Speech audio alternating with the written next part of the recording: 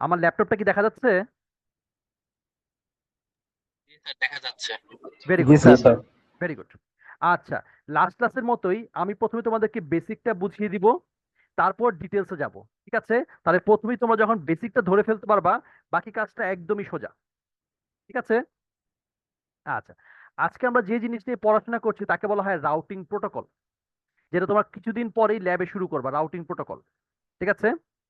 তো basically routing শব্দটা কোত্থেকে আসছে? রাউটিং শব্দটা আসছে রুট থেকে। রুট মানে হচ্ছে পথ বা পাথ। তার মানে রাউটিংটা আসলে কি? রাউটিংটা হচ্ছে একটা প্রসিডিওর, একটা টেকনিক, যার মাধ্যমে তোমার ডাটাটা, যে প্যাকেটটা সোর্স থেকে ডেস্টিনেশন পর্যন্ত ট্রাভেল করে। তার মানে সোর্স থেকে ডেস্টিনেশনে যাওয়ার যে পথটা, যে রুটটা, এটাকে ডিফাইন করা, এটাকে বের করার টেকনিকটাকে বলা হয় হচ্ছে রাউটিং। তার মানে রাউটিং মানে হচ্ছে একটা টেকনিক যার মাধ্যমে আমরা বের করি ডাটা প্যাকেটটা কিভাবে সোর্স থেকে ডেস্টিনেশন পর্যন্ত ট্রাভেল করে। ঠিক আছে? আচ্ছা, এই রাউটিং প্রোটোকলটা, আর প্রোটোকল জিনিসটা কি? Rules and regulation. এই রাউটিং প্রোটোকলটাকে তিনটা ক্যাটাগরিতে ভাগ করা যায় মেইনলি।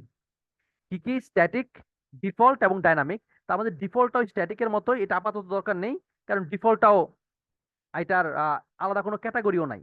এটা হচ্ছে ডিফল্টটাকে ইউজ করা হয় ওই কারণেই, যখন আমরা এক্স্যাক্টলি কোনো পথ সম্পর্কে নিশ্চিত হতে পারি না, তখন ডিফল্ট পথ দিয়ে পাঠিয়ে দেওয়া হয়। এবং এটারও তোমার অ্যাড্রেস হচ্ছে 0.0.0.0। এটা তোমাদের ল্যাব ক্লাস হয়তো দেখিয়ে দিবে, না হলে আমি ক্লাসে দেখিয়ে দেবো, কোনো সমস্যা নেই। আচ্ছা, মেইনলি আমরা দুইটা ভাগে ভাগ করব, স্ট্যাটিক এবং ডাইনামিক। ঠিক আছে? কোনটার পার্থক্য কি আমি বলি। স্ট্যাটিক শব্দটা শুনি কি মনে হয়? স্ট্যাটিক মানে হচ্ছে এখানে এই জিনিসটা চেঞ্জেবল না। চেঞ্জেবল না মানে হচ্ছে এই জিনিসটা হচ্ছে ম্যানুয়াল। তার মানে তোমার যে অ্যাডমিনিস্ট্রেটর থাকে, নেটওয়ার্ক অ্যাডমিন থাকে, সে বেসিক্যালি ম্যানুয়ালি হাতে হাতে এই রুটটাকে ডিফাইন করে দেয়, বলে দেয় এই পথ দিয়ে যাবে। ঠিক আছে? আর ডাইনামিক কোনটা? ডাইনামিক হচ্ছে অ্যাডাপটিভ। অ্যাডাপটিভ মানে হচ্ছে নিজে নিজে চেঞ্জ হয়, অর্থাৎ সে পরিস্থিতি খেয়াল করে, সে অনুযায়ী নিজেকে নিজে অ্যাডাপ্ট করে নেয়। অর্থাৎ এটা হচ্ছে পুরোপুরি অটোমেটিক। ঠিক আছে? এখন যদি তোমার স্ট্যাটিক আর ডাইনামিকের মাঝে পার্থক্য জিজ্ঞেস করা হয়, তুমি কি বলবা? স্ট্যাটিকটা হচ্ছে ম্যানুয়াল, ডাইনামিকটা হচ্ছে তোমার অটোমেটিক। স্ট্যাটিক যেহেতু ম্যানুয়াল, এটা পুরোপুরি অ্যাডমিনিস্ট্রেটর কন্ট্রোলে থাকে, তার মানে এখানে বেশি পরিমাণে সিকিউরিটি অ্যালাউ করা যায়। একেবারে ডাইনামিক, এটা যেহেতু তোমার প্যাকেট ওরিয়েন্টেড বা সফটওয়্যার মেনটেন্ড, ম্যানুয়াল না, তার মানে কি এটার মধ্যে অনেক বেশি প্যাকেট জেনারেট হবে, এটাতে ব্যান্ডউইথ বেশি নষ্ট হবে, বেশি সিকিউরিটি দেওয়া যাবে না। এগুলো সব হচ্ছে অসুবিধা। আবার সুবিধার জায়গায় কোনটা? ডাইনামিকটা হচ্ছে তোমার নেটওয়ার্ক যখন বড় হবে, তখন তুমি তো আর ম্যানুয়ালি করতে পারবা না, হাতে করা ডিফিকাল্ট। এটা আবার স্ট্যাটিকের প্রবলেম। স্ট্যাটিকটা কাজ করে হচ্ছে ছোট নেটওয়ার্কের জন্য। নেটওয়ার্ক যখন বড় হয়ে যায়, তখন এতগুলো হাতে মেনটেন করা খুব ডিফিকাল্ট। তার মধ্যে যদি আবার নেটওয়ার্ক অ্যাডমিন যদি চেঞ্জ হয়ে যায়, নতুন একজন আসবে, তার আবার সেটা বুঝে নিতে হবে, তার মানে ম্যান পাওয়ার ব্যবহার করাটা ডিফিকাল্ট। এদিক দিয়ে আবার ডাইনামিক সোজা, নেটওয়ার্ক যদি বড় হয় তার জন্য আবার সুবিধা। তার মানে দুইটারই কি আছে? সুবিধা এবং অসুবিধা আছে। ক্লিয়ার? জি স্যার। এখন তোমাকে যদি জিজ্ঞেস করি স্ট্যাটিকে বেশি ব্যান্ডউইথ লাগে না ডাইনামিকে বেশি ব্যান্ডউইথ লাগে, তুমি কি বলবা? ডাইনামিকে বেশি ব্যান্ডউইথ ডাইনামিক লাগে বেশি স্যার। লাগে, স্ট্যাটিকে তো লাগেই না, কারণ তোমার যে অ্যাডমিন সে নিজে নিজেই ডিফাইন করে দেয়। আচ্ছা, এই তোমার স্ট্যাটিকের কোনো ভাগ নাই, ডাইনামিককে দুই ভাগে ভাগ করা হয়। একটাকে বলা হয় আইজিপি, ইন্টেরিয়র গেটওয়ে প্রোটোকল, আর একটা হচ্ছে ইজিপি, এক্সটেরিয়র। তোমাদের সিলেবাসে ইজিপি পার্টটা নাই, শুধু আছে হচ্ছে আইজিপি পার্টটা, ইন্টেরিয়র গেটওয়ে প্রোটোকল। এটাকে আমরা দুইটা ভাগে ভাগ করি, একটাকে বলা হয় ডিস্টেন্স ভেক্টর, আর একটাকে বলা হয় লিঙ্ক স্টেট। ডিস্টেন্স ভেক্টর কোনটা? তোমরা হয়তো বা বেলম্যান ফোর্ড অ্যালগোরিদম পড়ছো, সেটা হচ্ছে ডিস্টেন্স ভেক্টর। আর লিঙ্ক স্টেট কোনটা? যেটা তোমার ডায়াসটা পড়ো, সেটা হচ্ছে লিঙ্ক স্টেট প্রোটোকল। ঠিক আছে? ওই সিঙ্গেল সোর্স শর্টেস্ট পাথে দুইটা অ্যালগোরিদম পড়ছো তোমরা, বেলম্যান ফোর্ড এবং ডায়াস্ট্রা, জি মনে স্যার। আছে? জি স্যার। আচ্ছা, তো এই দুইটাই হচ্ছে, ডায়াসটা হচ্ছে লিঙ্ক স্টেট প্রোটোকল, আর বেলম্যান ফোর্ড হচ্ছে ডিস্টেন্স ভেক্টর প্রোটোকল।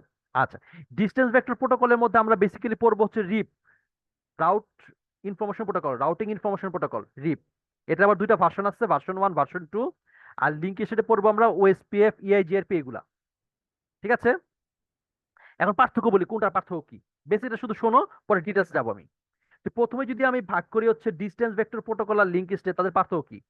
ডিস্টেন্স ভেক্টরটা হচ্ছে কম্পিটিটিভ, সিম্পল, এবং সে নেগেটিভ ভ্যালু নিয়ে কাজ করতে পারে। সেটার মধ্যে তোমার প্যাকেটও কম লাগে। আবার লিঙ্ক স্টেটের মধ্যে প্যাকেট লাগে বেশি, ব্যান্ডউইথ খরচ হয় বেশি। ঠিক আছে? যেহেতু খরচ হয় বেশি, তার আবার অন্যান্য সুবিধাগুলোও আছে। কি সুবিধা? একটা শব্দ তোমরা কিছুদিন পরেই পাবা, যেটাকে বলা হয় কনভার্জেন্স। কনভার্জেন্স মানে কি?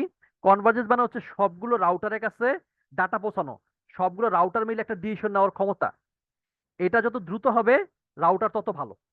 অর্থাৎ লিঙ্ক স্টেটের মধ্যে এই জিনিসটা খুব দ্রুত হয়, কনভার্জেন্স খুব দ্রুত হয়, খুব দ্রুত সব রাউটারের কাছে ইনফরমেশন পৌঁছে যায়। কিন্তু distance vector is slow, router গুলোর ডিসিশন নিতে অনেক বেশি সময় নেয়। ঠিক আছে? তো ডিস্টেন্স ভেক্টর আবার রিপ প্রোটোকল দুইটা আছে, একটা হচ্ছে রিপ ভার্সন 1, রিপ ভার্সন 2।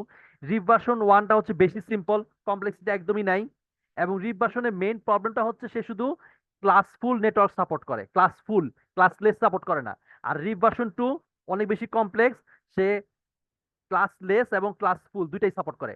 তোমাদের ক্লাসে শুধু এখন পর্যন্ত আমরা ক্লাসফুল নেটওয়ার্ক পড়ছি, নেক্সট ক্লাসে আমরা ক্লাসলেস শুরু করব।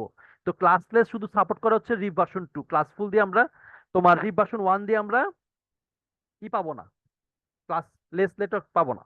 আচ্ছা, মানে অ্যাডভান্স কোনো কাজ করতে পারবো না। আর লিঙ্কেস্টের মধ্যে আছে ওএসপিএফ এবং ইআইজিআরপি।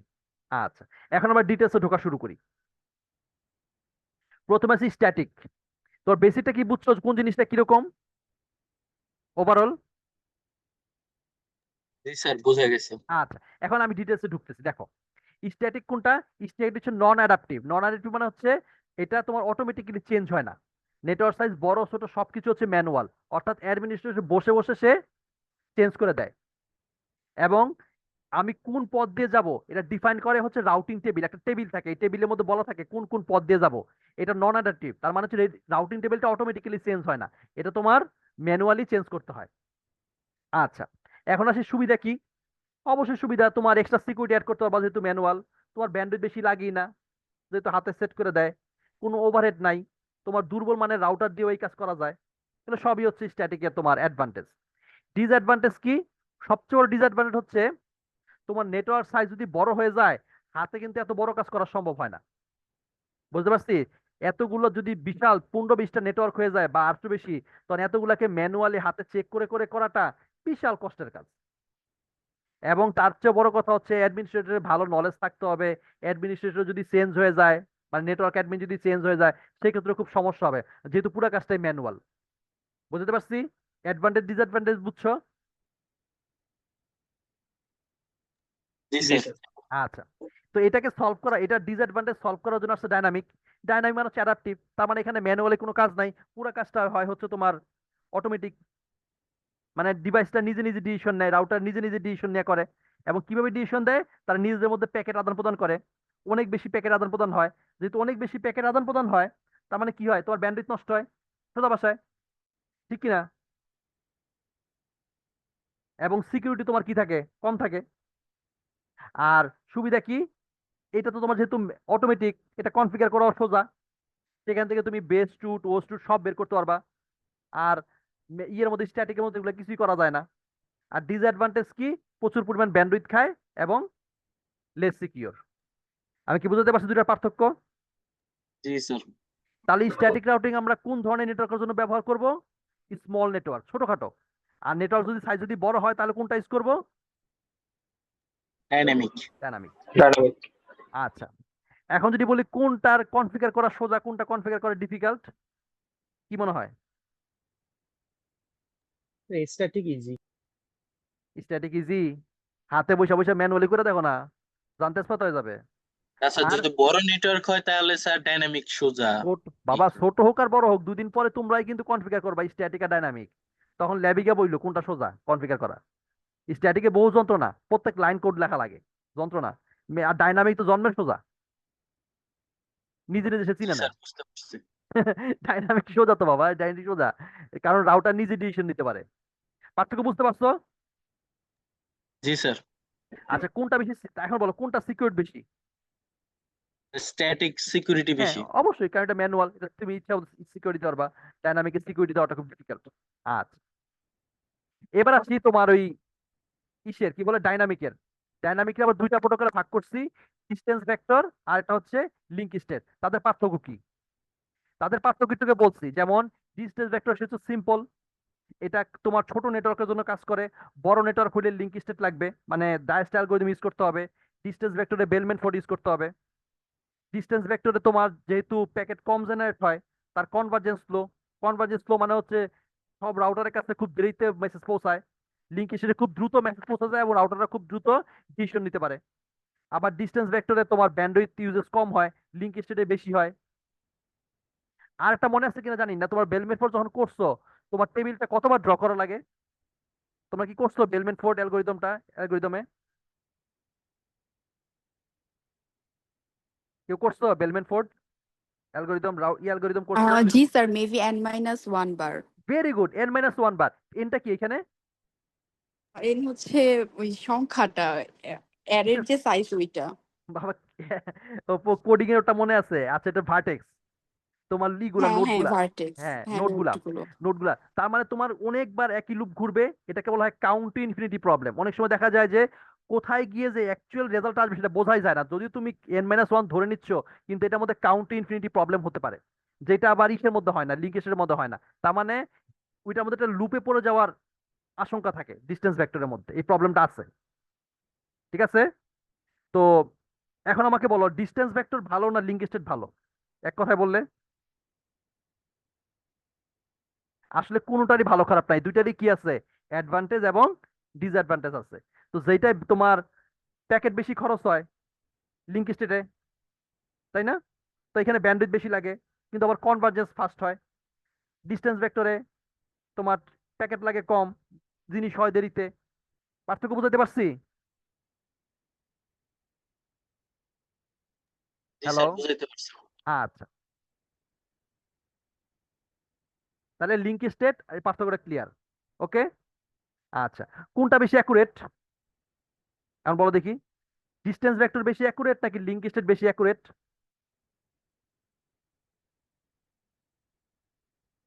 কোনটা বেশি পরিমাণে ভালো রেজাল্ট দিবে তোমাকে, অ্যাকুরেট রেজাল্ট দিবে? লিঙ্ক স্টেট দিবে না ডিস্টেন্স ভেক্টর দিবে?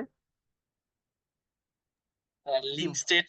অবশ্যই লিঙ্ক স্টেট, কারণ লিঙ্ক স্টেট প্যাকেট বেশি জেনারেট হয়, সে অনেক বেশি অ্যাকুরেট হয়, অনেক বেশি রিলায়েবল হয়। ঠিক আছে? এবং তোমাকে যদি জিজ্ঞেস করি কোনটা বড় নেটওয়ার্ক কোনটা ছোট নেটওয়ার্কের জন্য সুইটেবল, কি মনে হয়? ভেক্টর স্যার ছোট নেটওয়ার্কের জন্য, আর লিঙ্ক স্টেট বড় নেটওয়ার্কের জন্য। ভেরি গুড, বড় এবং কমপ্লেক্স এবং সেগুলোর জন্য আমরা ইউজ করব হচ্ছে লিঙ্ক স্টেট। ক্লিয়ার? জি স্যার। ওকে, এবার আবার ডিস্টেন্স ভেক্টর ছিল দুই রকমের, রিপ, তার দুইটা ভার্সন ছিল, ভার্সন 1 ভার্সন 2।